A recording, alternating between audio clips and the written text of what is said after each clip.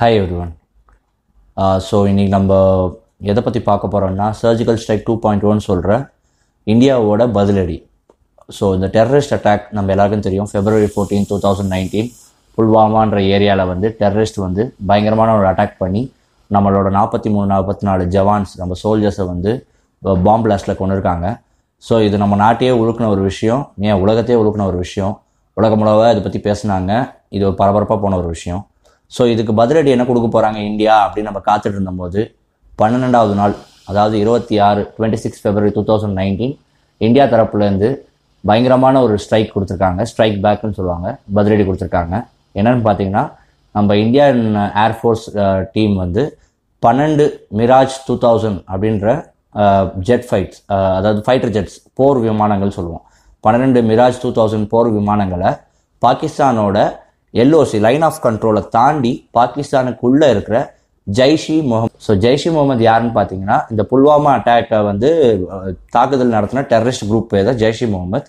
So இந்த ஜெய்ஷி முகமதோட ஒரு பதுங்கிடமாகவும், ஒரு ட்ரைனிங் கிரவுண்டாகவும், ஒரு ட்ரைனிங் கேம்பாகவும் இருக்கிற இடத்த வந்து நம்மளோட இந்தியன் இன்டெலிஜென்ஸ் டீம் வந்து ரொம்ப நாளாக நோட்டம் விட்டு அந்த ஏரியா என்னன்னு கரெக்டான ஒரு லொக்கேஷனை கேப்சர் பண்ணிட்டு அதை பற்றின இன்ஃபர்மேஷனை நம்ம ஆர்மி டீம்கிட்ட கொடுக்கும்போது இந்தியன் ஏர்ஃபோர்ஸ் தரப்புலேருந்து அவங்க கரெக்டாக 26 February 2019 இன்னைக்கு காலையில் 3:30 AM போல் 12 மிராஜ் 2000 அப்படின்ற நம்மக்கிட்ட இருக்க hi tech jet fighter jets use பண்ணி நம்மளோட லைன் ஆஃப் கண்ட்ரோலை தாண்டி பாகிஸ்தான் பார்டருக்குள்ளே இருக்க அந்த ஜெய்ஷி முகமதோட ட்ரைனிங் கிரவுண்ட்ஸை வந்து ஆல்மோஸ்ட் 1000 kgs பாம் யூஸ் பண்ணி தாக்கியிருக்காங்க.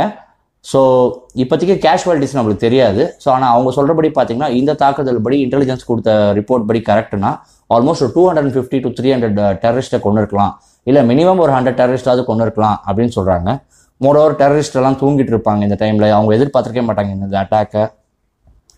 ஸோ வந்து இந்த அட்டாக் வந்து சக்ஸஸ்ஃபுல்லாக நடத்திட்டு 3:30 போனவங்க எக்ஸாக்ட்லி 21 minutes 3:45 போல் அந்த பார்டர் ரீச் பண்ணி 21 minutes அட்டாக் பண்ணிட்டு ரிட்டர்ன் சேஃபாக வந்துட்டாங்க. ஸோ 12 ஃப்ளைட்டு போன 12 ஃப்ளைட்டும் திரும்ப பத்திரமா வந்துடுச்சு. இது ஒரு பெரிய பதிலடி நம்ம இந்தியன் சைட்லேருந்து. ஸோ இப்போ இதில் சில என்னென்ன டேட்டாஸ், இதில் என்னென்ன நடந்திருக்குன்றது ஒரு டேட்டாவாக பார்ப்போம். ஸோ இந்த அட்டாக் என்னன்னு ஃபஸ்ட்டு நம்ம கவர்மெண்ட் சைட்லேருந்து சொல்கிறாங்க, இட்ஸ் நான் மிலிட்ரி ப்ரீஎம்டிவ் அட்டாக் அப்படின்னு சொல்கிறாங்க. ஸோ நான் மிலிட்ரி ப்ரீஎம்டிவ் அட்டாக்னா இது ஒரு மிலிட்ரி டு மிலிட்ரி அட்டாக் கிடையாது. ஸோ ப்ரீஎம்டிவ் அட்டாக் மீனிங் வந்து முன்னெச்சரிக்கை நடவடிக்கை எடுக்கிற ஒரு அட்டாக் தான் வந்து இந்த அட்டாக். நம்ம இன்டெலிஜென்ஸ், நம்மளோட இந்தியன் இன்டெலிஜென்ஸ் டிபார்ட்மெண்ட் வந்து என்ன சொல்லியிருந்தாங்கன்னா, இந்த மாதிரி ஜெய்ஷி முகமது இன்னும் நிறைய சூசைட் பாம்பு அட்டாக்ஸும் பாம்பு பிளாஸ்டும் பண்ணுறதா நம்மளுக்கு தகவல் வந்திருக்கு. ஸோ எவ்வளோ சீக்கிரம் நம்ம அவங்கள வந்து அவங்கள அட்டாக் பண்ண முடியுமோ அவ்வளோ சீக்கிரம் அவங்கள அட்டாக் பண்ணி இதை கட்டுக்கோப்பாக கொண்டு வரணுன்றது தான் நம்ம இன்டெலிஜென்ஸ் டீமோட ரிப்போர்ட் வந்து சப்மிட் பண்ணாங்க கவர்மெண்ட்டுக்கு. ஸோ அந்த பேசிஸில் தான் இந்தியா வந்து எவ்வளோ சீக்கிரமாக பிளான் பண்ண முடியுமோ அவ்வளோ சீக்கிரமாக இந்த விஷயத்தை பிளான் பண்ணி இந்த ஒரு ஸ்ட்ரைக் எடுத்திருக்காங்க. எக்ஸாக்டாக எந்த ஏரியாவில் இதை ஸ்ட்ரைக் பண்ணிருக்காங்கன்னு பார்த்தீங்கன்னா, பேலகாட் அப்படின்னு சொல்கிற பாகிஸ்தானில் இருக்க ஒரு ஏரியாவில் தான் இந்த அட்டாக் நடந்திருக்குது. ஸோ இந்த பேலகாட்ன்ற ஏரியாவில் தான் வந்து ஜெய்ஷி முகமது ட்ரைனிங் கேம்பும் அவங்க அந்த தீவிரவாதிங்க தங்கிட்டு இருந்த கேம்பும் இருந்ததாக சொல்கிறாங்க. ஸோ நான் சொன்ன மாதிரி 12 மிராஜ் 2000 ஜெட்ஸை யூஸ் பண்ணி ஆல்மோஸ்ட் 1000 kg லோட் ஆஃப் நம்ம பாம்ஸ் வந்து நம்ம ட்ராப் பண்ணியிருக்கோம் அந்த ஏரியாவில். ஸோ அந்த இம்பேக்ட்டுக்கு கண்டிப்பாக அங்கே இருந்தவங்க எல்லாம் இறந்துருப்பாங்க. இதில் மேஜராக நம்ம அச்சீவ் பண்ணது என்னன்னு பார்த்தீங்கன்னா, ஜெய்ஷி முகமதுல யூசுப் அசார் அப்படின்னு சொல்கிற பெரிய தீவிரவாதி ஒருத்தர் வந்து இதில் இறந்துருக்கலாம். ஏன்னா அவர் அந்த இடத்துல இருந்ததாக இன்டெலிஜென்ஸ் ரிப்போர்ட் சொல்லுது. யார் இந்த யூசுப் அசார் பார்த்தீங்கன்னா, இந்த மசூத் அசார் அப்படின்னு சொல்கிற இந்த ஜெய்ஷி முகமது டெரரிஸ்ட் குரூப்போட தலைவன் மசூத் அசாரோட பிரதர் இன் லா அவர் தான் வந்து யூசுப் அசார். ஸோ அவரும் ஒரு பெரிய டெரரிஸ்ட் தான். ஸோ அவரை வந்து இந்த அட்டாக்ல வந்து அவரை கொண்டுட்டாங்க அப்படின்றது ரிப்போர்ட் சொல்ல வருது. ஸோ இதுக்கப்புறம் வந்து இந்த ஒரு விஷயத்தில், இந்த ஒரு அட்டாக் நடந்ததுக்கு அப்புறமா பார்த்தீங்கன்னா என்னென்ன நடந்துச்சுன்றதை பார்ப்போம். ஏன்னா இன்னைக்கு ஒரே நாளாக நிறைய இன்சிடென்ட்ஸ் நடந்திருக்கு. ஸோ இந்த அட்டாக்கை நடத்தி முடிச்சுட்டு நம்ம இந்தியன் தரப்புலேருந்து ஸோ காலை 3:30 to 4:15 நடந்த இந்த விஷயத்த வந்து நம்மளுக்கு நியூஸுக்கு எல்லாத்துக்குமே வந்து ரீச் ஆனது ஆல்மோஸ்ட் ஒரு 6:30 7 o'clock போல தான் ரீச் ஆயிடுச்சு. அந்த சமயத்தில் தான் நம்மளுக்கு தெரியும் இந்த மாதிரி ஒரு அட்டாக் விடிய காலத்தில் நடந்திருக்கு, அது சக்ஸஸ்ஃபுல்லாக முடிச்சிட்டாங்க அப்படின்ட்டு. ஸோ இந்த விஷயம் பாகிஸ்தானோட கவர்மெண்ட்டுக்கு போகும்போது பாகிஸ்தான் தரப்புலேருந்து ஃபஸ்ட்டு வந்த விஷயம் என்னன்னு பார்த்தீங்கன்னா, இந்த மாதிரி எதுவுமே வந்து இவங்க அட்டாக் பண்ண மாதிரியும் எங்களுக்கு தெரியல.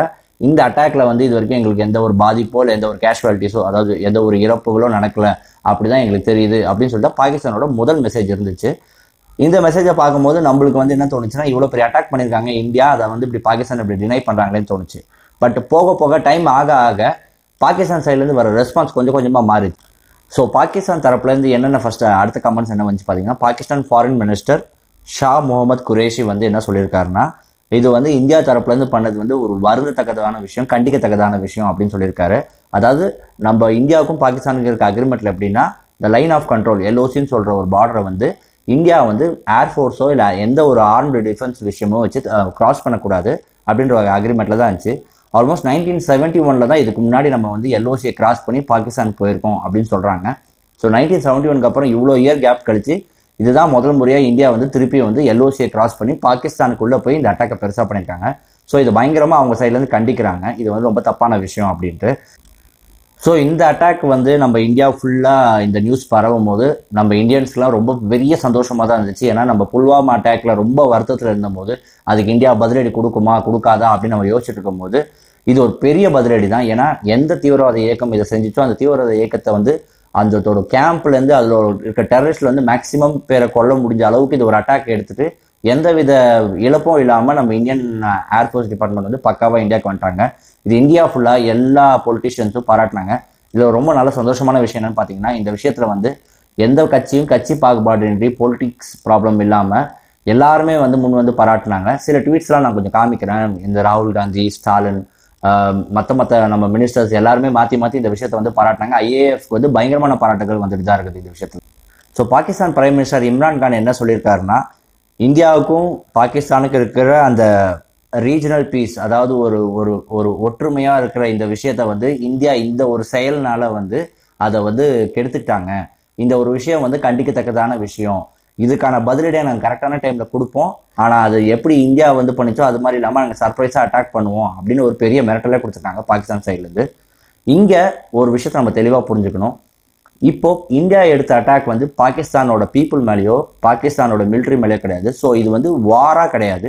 இந்தியா எடுத்த அட்டாக் என்னன்னா, வித் த இன்டெலிஜென்ஸ் ரிப்போர்ட், நம்ம இந்தியன் இன்டெலிஜென்ஸ் ரிப்போர்ட் பேசிஸில் வந்து இது மாதிரி அந்த ஜாய்ஷி முகமது வந்து இன்னும் நிறைய சூசைட் அட்டாக்ஸும் பாம் பிளாஸ்ட் அட்டாக்கும் பண்ண போகிறாங்க.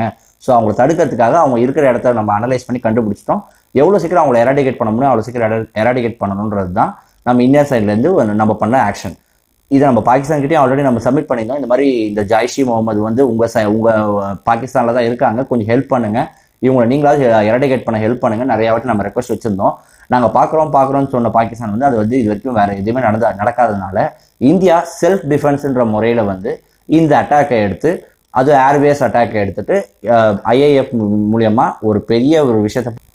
ஸோ பட் பாகிஸ்தான் தரப்புலேருந்து என்ன சொல்கிறாங்கன்னா, இது இந்தியா என்ன ஒரு டெரரிஸ்ட்டை கொண்டு வந்தாலும் சரி, யாரை கொண்டு வந்தாலும் சரி, இந்தியா வந்து எல்ஓசியை தாண்டி பாகிஸ்தான் பார்டரில் வந்து பாம்பை ட்ராப் பண்ணது வந்து ஒரு ரொம்ப பெரிய தப்பு, இதுக்கான தக்க பதிலடி கொடுப்போம் அப்படின்னு சொல்கிறாங்க. இதில் ரொம்ப சிம்பிளான விஷயம் தான் சொல்லணும். இப்போ பாகிஸ்தான் வந்து பதிலடி கொடுக்கணும்னு நினச்சா கூட அது வார் மோடில் தான் போய் முடியும். ஸோ இந்தியாவுக்கும் பாகிஸ்தானுக்கும் திருப்பி ஒரு வார் உருவாகுமான்றது தான் ரொம்ப பெரிய கேள்விக்குறியாக இருக்க போகுது. இது யுனைடெட் நேஷன்ஸ்க்கே இந்த விஷயத்தை கொண்டு போனால் கூட பாகிஸ்தான் தரப்பில் வந்து இந்தியா வந்து பாகிஸ்தானில் இருக்க சிவிலியன்ஸோ மிலிட்ரிஸோ கொண்டு வந்தால் மட்டும்தான் இந்தியா மேலே வந்து ஒரு கம்ப்ளைண்ட் ரைஸ் பண்ண முடியும். பட் அவங்க சொன்ன மாதிரி அந்த எல்ஓசியை கிராஸ் பண்ணக்கூடாதுன்ற அக்ரிமெண்ட் இருக்குது. அந்த ஒரு விஷயத்துக்கு வேணால் மேபி அவங்க கம்ப்ளைண்ட் ரைஸ் பண்ணலாம். மற்றபடி இதை ஒரு வாராக கொண்டு போகிறது வந்து எந்த லெவலில் போய் முடிய போகுதுன்றது சீரியஸாக தெரியல. இது ரொம்ப ஒரு மாதிரி ஒரு பதட்டமாக தான் போயிட்டு இருக்குது. ஏன்னா எல்லா சைட்லேருந்தும் இப்போ பாகிஸ்தானில், இப்போ இந்தியாவில் வந்து பார்த்தீங்கன்னா சர்ஜிக்கல் ஸ்ட்ரைக் முடித்தோடனே இவர் நம்ம நரேந்திர மோடி வந்து திடீர்னு ஒரு மீட்டிங், எமர்ஜென்சி மீட்டிங் வச்சு நம்ம மினிஸ்டர்ஸ், டிஃபென்ஸ் டீம் எல்லாரையும் வச்சு பேசினாரு அடுத்த கட்ட ஆக்டிவிட்டி என்ன அப்படின்ட்டு. அதே மாதிரி இம்ரான் கானும் பாகிஸ்தானோட பிரைம் மினிஸ்டரும் பார்த்தீங்கன்னா திடீர்னு ஒரு எமர்ஜென்சி மீட்டிங்கை கூப்பிட்டு NCAன்னு சொல்லுவாங்க, national academy some academy, I'm sorry எனக்கு அது எக்ஸாக்டாக தெரியல. ஸோ அந்த NCAன்னு சொல்கிற குரூப்பை வச்சு அவர் பேசியிருக்காரு. இந்த NCA குரூப் தான் நியூக்ளியர் மிஷன்லையும் இருக்காங்க அப்படின்னு சொல்கிறாங்க. ஸோ அவங்க அந்த குரூப்பை கூப்பிட்டு பேசும்போது என்ன சொன்னாங்கன்னா, NCAனா என்னன்னு தெரியுமா, முதல்ல தெரிஞ்சுக்கோங்க, நாங்கள் எதுக்கு இந்த மீட்டிங் கூப்பிட்டு பேசுகிறோம் தெரிஞ்சுக்கோங்க. ஸோ இந்த மாதிரி வார்த்தை மிரட்டல்லே ரொம்ப நேரமாக போயிட்டுருக்கு. ஸோ இன்னைக்கு ஒரு நாள் ஃபுல்லாகவே இந்த ஒரு விஷயத்தை வச்சு ஒரு பெரிய பரபரப்பை உருவாக்கிட்டு இருக்காங்க. ஸோ இந்தியாவுக்கும் பாகிஸ்தானுக்கும் வார் வருமா அப்படின்னு கேட்டால் இது 2 கண்ட்ரி கீழே தான் இருக்குது. இந்த ஒரு விஷயம் வந்து ரொம்ப பரபரப்பாக போகும்போது ஸோ மற்ற கண்ட்ரிஸ், மற்ற யூரோப்பியன் கண்ட்ரிஸ் எதெல்லாம் வந்து இந்தியா கூடயும் பாகிஸ்தான் கூடயும் வந்து ஒரு ஒற்றுமையாக இருக்காங்களோ, லைக் எக்ஸாம்பிள் ஃப்ரான்ஸ் பார்த்தீங்கன்னா யூரோப்பியன் யூனியனில் வந்து சொல்கிறாங்க, இந்த மாதிரி வந்து இந்தியாவுக்கும் பாகிஸ்தானுக்கும் நடக்கிற விஷயத்த நாங்கள் கவனிச்சுட்டு இருக்கோம், அவங்களுக்குள்ள எந்த ஒரு விஷயமும் எஸ்கலேட் ஆகி பிரச்சனை பெருசாக ஆகாமல் இருக்கிறதுக்காக நாங்கள் என்ன வேணால் பண்ணுவோம் அப்படின்னு சொல்லி யூரோப் யூனியன்லேருந்து சொல்லி. ஸோ இந்த மாதிரி நிறையா விஷயங்கள் போயிட்டுருக்குது.